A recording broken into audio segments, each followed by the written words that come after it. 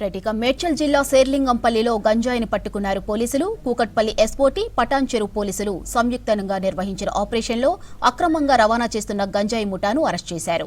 ఒడిశా నుంచి మహారాష్ట్ర సోలాపూర్ వరకు గంజాయి తరలిస్తూ ఉండగా పటాన్ చెరువు ఓఆర్ఆర్ దగ్గర పట్టుకున్నారు. డీసీఎంకు ముందు కారులో పైలట్ చేస్తూ మరో కారుతో ఎస్కార్ట్ ఇస్తూ గంజాయి రవాణా చేస్తున్నట్టు చెప్పారు పోలీసులు. మహారాష్ట్ర సోలాపూర్లోని మనీషా పద్వాలకు సరఫరా చేస్తున్నట్లు తెలిపారు. ఇక 7గురిని అరెస్ట్ చేశామన్నారు. నిందితుల దగ్గర నుంచి 2 కోట్ల విలువైన 400 కిలోల గంజాయి, డీసీఎం 2 కార్లు, 6 మొబైల్స్ స్వాధీనం చేసుకున్నారు. ట్రిబ్యూని అని చెప్పి ఒక ఒరిస్సాకి సంబంధించిన వ్యక్తి మల్కాన్గిరి ఫారెస్ట్ నుంచి ఆ గంజాయి ప్రొక్యూర్ చేసుకోవటం, తర్వాత దాన్ని ఇక్కడికి మహారాష్ట్రకి అమ్మటం జరుగుతూ ఉంది. మనకి ఇప్పటి వరకు ఉన్న ఇన్ఫర్మేషన్ ప్రకారము మనీషా పడ్వాల్ అని చెప్పి ఈమె లేడీ సోలాపూర్కి చెందింది. ఈమె అక్కడ నుంచి రిసీవ్ చేసుకొని అక్కడ లోకల్లో సోలాపూర్లో సప్లై చేస్తూ ఉంది. ఈ ట్రాన్సాక్షన్ మీడియేట్ చేసింది ప్రతాప్ అని చెప్పి సోలాపూర్ అతనే. ఈ ప్రతాప్ వెళ్ళి ఆ ఒరిస్సాకు వెళ్ళటము, వాళ్ళందరినీ మీడియేట్ చేసుకోవటము, రేటు మాట్లాడుకోవటము, తర్వాత ట్రాన్స్పోర్టేషన్ ప్లాన్ చేసుకోవటం జరిగింది.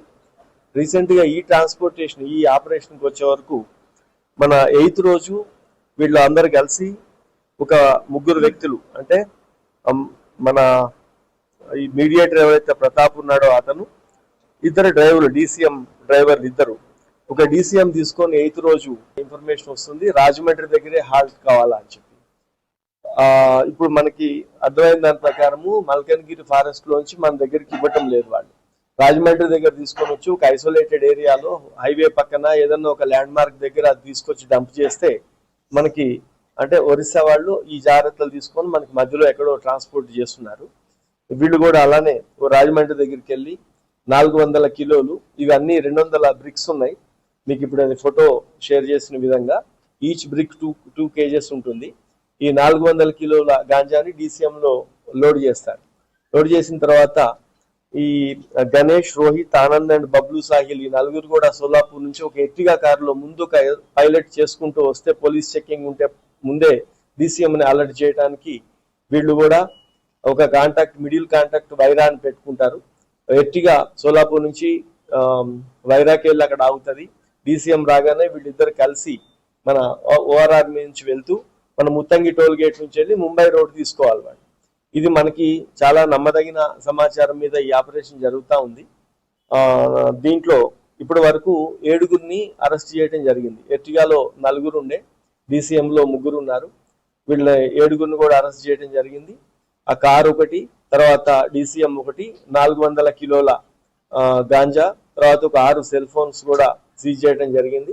ఇప్పుడు మార్కెట్లో 50,000 రూపాయల కిలోగా ఉంటుంది కాబట్టి దీని కాస్ట్ అప్రాక్సిమేట్ 2 crores గా ఎస్టిమేట్ చేయడం జరిగింది. దీంట్లో ఇప్పటి వరకు ఉన్న డేటా ప్రకారం ఇప్పుడు ఈ ట్రిబ్యూని అని చెప్పి ఏదైతే పేరుందో వాళ్ళకి ఆ మనీ మొత్తం కూడా హవాలా రూపంలో ఈ మనీషా పడ్వాల్ అని చెప్పి ఆమె పంపించారని మనకి మీడియేటర్ చెప్తున్నాడు. వీళ్ళ దారి ఖర్చులకు మాత్రం ఒక 3 లక్షల రూపాయల నగదు, 70,000 గూగుల్ పే చేస్తే ఈ ట్రాన్స్పోర్టేషన్ ఇదంతా కూడా జరుగుతూ ఉంది. వీళ్ళందరి మీద ఇప్పటి వరకు ఇక్కడ మన స్టేట్ లో అయితే ఏమి కేసెస్ లేవు. వీళ్ళందరూ ఈ మీడియేటరు అండ్ మిగతా వాళ్ళే దొరికారు కాబట్టి ఆ ట్రిబ్యూని అసలు ఒరిజినల్ పేరు ఉందా లేదా, ట్రూ కాలర్ లో వచ్చే దాని ప్రకారం కూడా ట్రిబ్యూని ఉంది. బట్ ఒక్కొక్కసారి ఒక సూడో నేమ్ తో ఈ ఆపరేషన్ చేస్తుంటారు వీళ్ళు.